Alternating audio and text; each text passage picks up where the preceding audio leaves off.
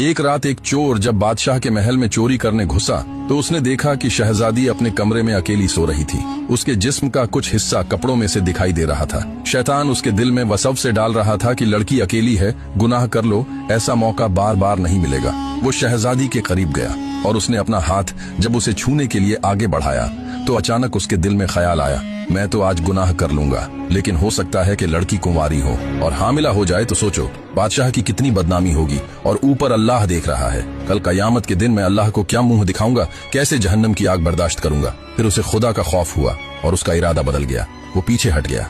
फिर जब कमरे से बाहर निकलने लगा तो उसने देखा कि टेबल पर शहजादी के खाने के लिए एक प्लेट हलवे से भरी पड़ी है। उसने सोचा कि गुनाह से खुद को रोक लिया, कम से कम ये हलवा तो खा ही लेता हूँ। फिर जब उसने अपना हाथ डालकर उस हलवे की प्लेट में से निवाला बनाया तो उसके दिल में फिर ख्याल आया कि ये हलवा तो मैं अभी खा लूंगा, लेकिन सोचो कल गरीब नौकरों का क्या हाल होगा। शहजादी जब नींद से उठेगी तो अपने हलवे की प्लेट देखकर नौकरों से सवाल करेगी, हो सकता है बेचारों को मार पड़ जाए और हलवा खाने वाले को बद्दुआएं देने लगे।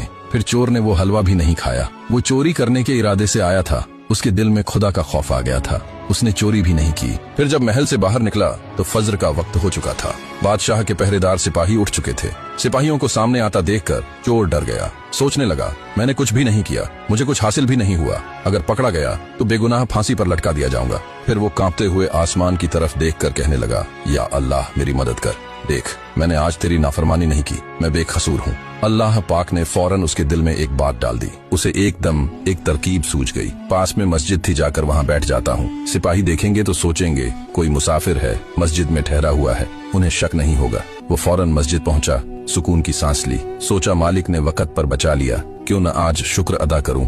वजू किया, फज्र पढ़ी, रोते हुए अल्लाह का शुक्र किया कि या अल्लाह तूने मुझे बचा लिया। मस्जिद में बड़ा सुकून मिला, बैठ गया, सोचा सूरज निकलेगा तो वापस जाऊंगा। इधर महल में शहजादी उठी, हलवे की प्लेट देखी तो हैरान हुई, ये तो रात को नहीं खाया था, फिर हाथ का निशान कैसे। नौकरानी को बुलाया, पूछा, नौकरानी ने कहा मालूम नहीं। शहजादी ने कहा प्लेट ले जाओ, बाहर किसी गरीब को खिला दो। नौकरानी बाहर निकली, कोई न मिला। नजर मस्जिद में बैठे उस मुसाफिर चोर पर पड़ी, हलवा ले गई और कहा शहजादी ने भेजा है, खा लो। चोर ने हलवा देखा, अपना निशान पहचाना, आसमान की तरफ मुंह करके रो पड़ा, या अल्लाह जब मैंने हराम समझकर नहीं खाया तो तूने हलाल करके मेरे पास भेज दिया। नौकरानी वापस आई, शहजादी को बताया कि मस्जिद में एक मुसाफिर है, हलवा देखकर रो पड़ा। शहजादी ने फौरन कहा उसे मेरे पास ले आओ। वो आया तो दिल बदल चुका था, झूठ न बोल सका, सारा वाकया सच सच बता दिया। रात में चोर था लेकिन हराम से बच गया, अल्लाह पर भरोसा किया। शहजादी की आंखों में आंसू आ गए। बादशाह से कहा बाबा मैं इससे शादी करना चाहती हूँ।